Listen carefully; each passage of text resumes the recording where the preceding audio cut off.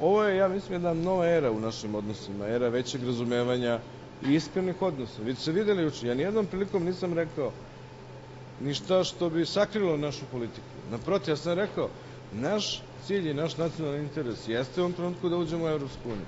Zato što smatramo da je to jedini način da mi ostvarimo bolji život za naše građane.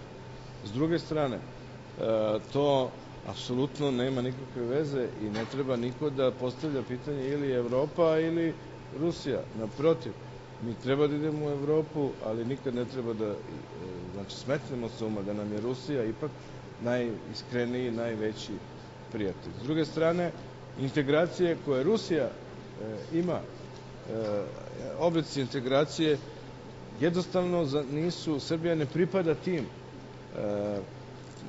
tim organizacijama, jer jednostavno nisu u našem, i o tome sam pričao sa Putinom. I on je sam svestan, znači mi se ne graničimo, mi nismo u ovom regionu, mi objektivno pripadamo tamo gde nas je Bog stavio. Znači, to okruženje nam nije povoljno, ali mi iz njega ne možemo pobeći.